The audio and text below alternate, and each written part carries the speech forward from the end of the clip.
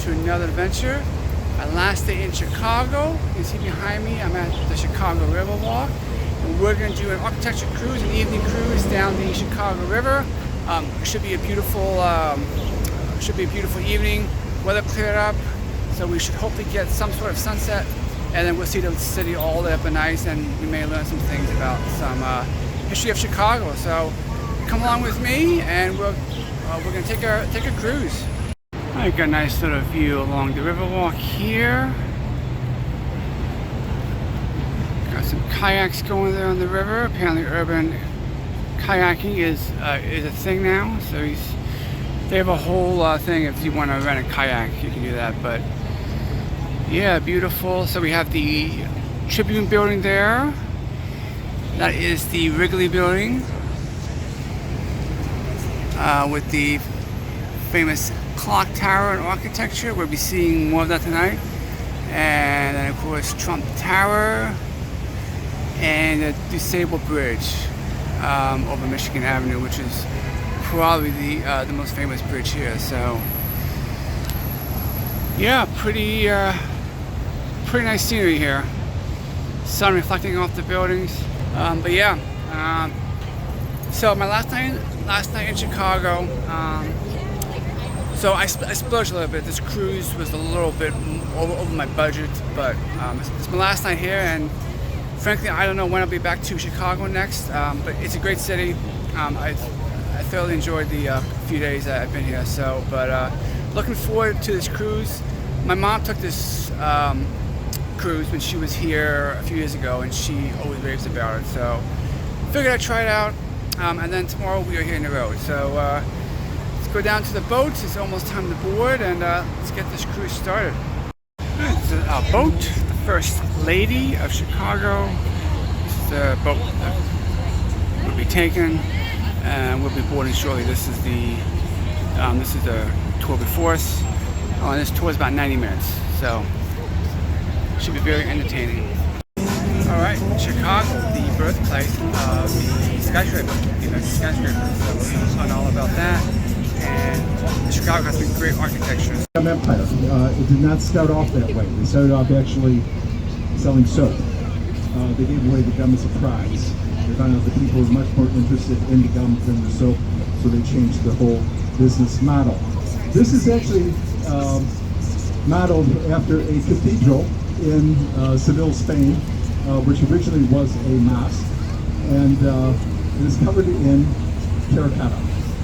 Terracotta is the same stuff you use for your flower pots. It is baked clay, which has two huge advantages. Number one, it's clay, which means you can mold it into all sorts of different shapes. You don't have to hire a sculptor to do carvings on your building. You can just buy it en masse. And the second thing about clay is that it's fireproof, which is going to be pretty important for reasons we'll discuss in just a minute. All right, you're getting a view of Trump International Tower. We'll talk about it a little bit more. This is the second tallest building in Chicago at this point. The tallest, of course, is Willis Tower, which we'll see a little bit later on the tour. But the one thing you can get right now from this particular viewpoint is that Trump has different setbacks. What I mean by that is you look up there, it breaks off at different points. Those aren't accidental.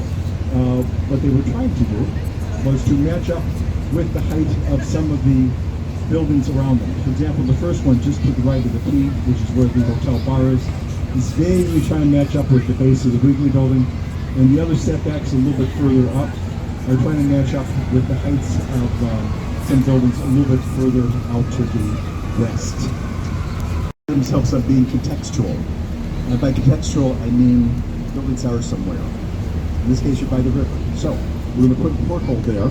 We'll put little portholes along the side, but even more than that, if you look at the very top, under those things that look like oil cans, those are supposed to be bridge houses.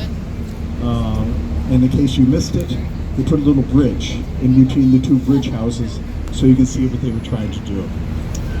If you're wondering what you're seeing right there at river level, that big black screen, that's a projection screen. And that's the projector. The movie screen is the building right behind you. Maybe you just haven't heard of it. You probably know San Antonio has this wonderful river walk. Lots of bars and restaurants and energy there. And our former mayor, second mayor Daley, at one point during his term went down to San Antonio. He was very impressed by this. He recalled that we also had a river. But we didn't have something like this. So they passed an ordinance in the city council that provided that you during a major construction project downtown on the river, you have to provide a public access river walk. So even though that's a private development, you can take a stroll through there.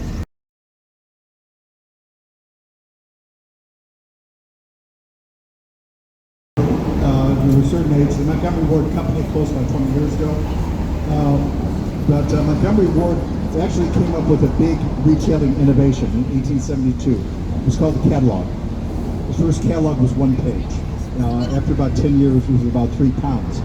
But the reason that we honor him and remember him today in Chicago is because he saved the lakefront. The reason you have Grand Park, the reason you have Millennium Park, is that he repeatedly sued to keep that all open and free of commercial development. So this was named after him. Everything around the park pretty much has come in the last 20 years, with the exception of the red brick building with the black water tower. The one I want to talk about is the one that has the upside-down V's on it. That building is called Erie on the Park, designed by Lucien Lagrange. And the upside-down V's are structural, obviously. They're holding the building up. We call that an exoskeleton because when the company closed, obviously this became residential, as you can tell from all those balconies. And because it was a major construction project, they had to put in a river walk. In this case, they did it by carving it right from the inside of the building. That building was connected by a tunnel that went under this bridge to the one coming up.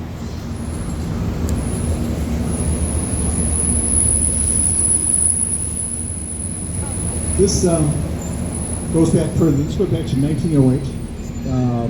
This was the warehouse. This was more or less the Amazon of 1908. It covered a couple of football fields. People went around on roller skates to fill orders in the building because that was the quickest way to get around. The people who designed this building, Stuttgart and Marnie, were contemporaries of Frank Lloyd Wright, who worked in something called the Prairie style, which emphasized horizontal lines, planes. So look at those 7 big concourses at the top 7 floors, and they run the entire length of the building.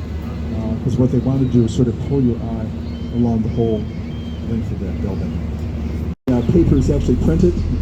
The name of it actually is Freedom Center. They had a contest to name it, and employees picked that to celebrate freedom of the press. It's an amazing building to go through because they have these giant presses that are 3-4 stories tall that could turn out 50,000 copies of the paper in an hour. But take a good look at the building because if you come back here in a year and a half, it won't be here. And the reason is that Chicago's going to get a casino. And there were 3 sites that they had in mind, and the one that they wound up picking was this one. So starting in July of next year, Bally's will be knocking this down, and as they decompose, the methane bubbles will come to the surface. It's still bubbling, incidentally.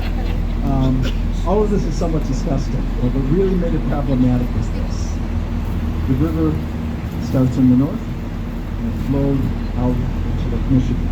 And if you just stand at the edge of Lake Michigan and look out about 2 miles, you see some structures out there, and they're called cribs. The cribs supplies with their drinking water.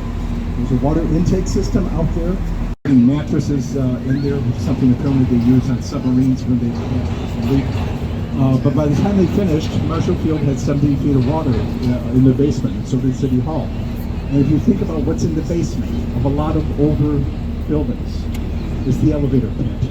And if you're a flooded elevator pit, nobody was. Quick historical note coming up. Coming up on your left at about 11 o'clock is a red brick building. On that site in 1860 was a temporary structure. It's called the Wigwam Assembly Hall. The Wigwam Assembly Hall was there for one reason. It was to house the Republican National Convention of 1860, which was being held in Chicago. The leading candidate coming into the convention was somebody called Seward. Seward didn't win. On the third ballot, they picked a downstate lawyer by the name of Lincoln on that site. For what it's worth, Lincoln never came to the convention. It was sort of bad form. But it was on a temporary site where that red brick building is now. Bigger and stronger. And that was pretty much true, because we had a population of about 300,000. 30 years later, we were at 1.5 million. This is another one of your photo opportunities. It's like the haze and all the smoke. What you're looking at is Willis Tower, formerly Sears Tower. It's the big one with the antenna on top. It was the tallest one in the world, actually, when it was built in 1974. 1,451 feet, 42 meters, 110 stories tall. And remained the tallest building in the world for about 20 years, into the 90s, when it was passed by a number of buildings in Asia.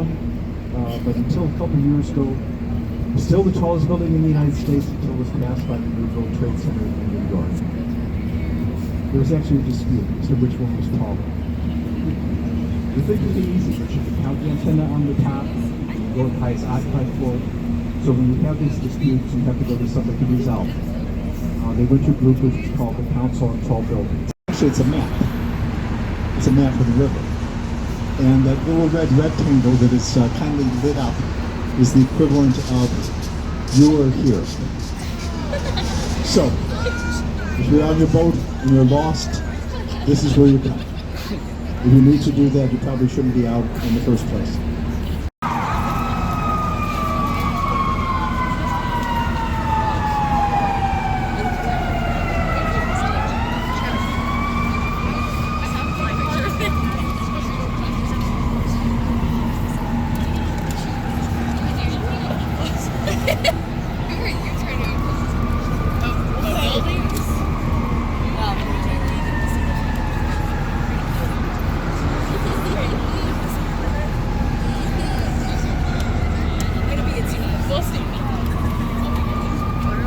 Why are we standing up? I never said we could. Talk about starting with the mark, which is one coming up on your left. It used to be the merchandise mark. It was finished in 1930. To the sky, there's only one. That is the carbide and carbon building. From 1929. One story is that was inspired when they were out for drinks and somebody grabbed the champagne bottle. Because you have that long green bottle, the green neck, and you finish with all the gold foil at the top. What's interesting is that that was one of the first examples of an office building becoming a hotel. It became the Hard Rock Hotel. And on a sunny day, the top of it will really clean because they put natural gold plates at the top, about 1/5000th of an inch. And best of all, you had a bowling alley. Some people think that these look like corn cobs. He actually thought of them as trees with the big central core, the branches coming out, and all of the balconies were like the leaves on the tree. That was finished in 1967. His mentor, Mies van der Rohe, finished the IBM building in 1971. At this point, he's no longer really talking to his former student, Goldberg, but he does a nice thing for him. He pushes this AMA Plaza back on a plaza, and the river also curves at this point, which means that Marina City still gets a nice view looking east. Well, you see the sign up there for the Langham. The Langham is a really young architect, and it was the first skyscraper they designed together, and it doesn't get any better than this. One of them had worked under Mies, but this is not a box. If you looked at this from above, this would look like a 3-leaf clover. You had that bird's eye view, and everybody in the building has a nice view of the lake, plus these wonderful views looking back. But in theory, the building shouldn't be there. And what I meant was this. We have a policy in Chicago of trying to protect our lakefront. As part of that policy, there's not supposed to be buildings east of Lakeshore Drive. There's an exception for a building at the harbor's mouth, for a harbor improvement. This is not what they had in mind. So after this started going up, they rewrote the ordinance. But I think the thing that makes it striking, well, there's three things really. It's the shape. It has a bronzy color, which you can see in the daytime, but there's nothing around it. It's so it really jumps off. Is Navy Pier over there to your left, where you see the Ferris wheel. I mentioned the Plan Chicago of 1909. We wanted to have 4 or 5 of these piers. This is the only one that got built, but I'm not going to talk about it because this is a much better time to enjoy the view looking west. This is a pretty nice time to take pictures too. Usually during the afternoon, shooting up to the sun.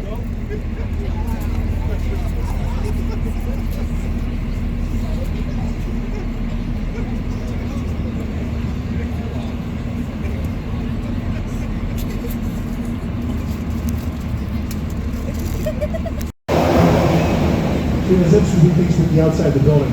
In this case, what strikes you is just the way the building curves in and curves out, curves in and curves out. Basically, each floor is either 5 inches further in or 5 inches further out, which gives it that kind of sweeping feeling as you're going back and forth. This is residential, and if you're in that very tall tower, and you're spending millions of dollars for your condominium, you do not want to have the feeling this way. And we were very concerned about this when the building was going up. So if you look at that tallest tower and look about 10 stories down from the top, it's going to look unfinished. It's on purpose. That's called a blow-through floor. And what that does is it allows the winds to go through that floor, and you don't get as much load on the building, and you don't get a big sway. This was not even expensive. You're giving away. Alright, well that was a fantastic cruise. Learned a lot about the history of Chicago and architecture. Beautiful, beautiful night sky. So that'll wrap it up here from the Windy City. We're hitting the road tomorrow. So I will leave you with some images of Chicago of the last few days. I hope you enjoyed it. We're hitting the road. Stay tuned for more adventures. So from Chicago, have a great evening.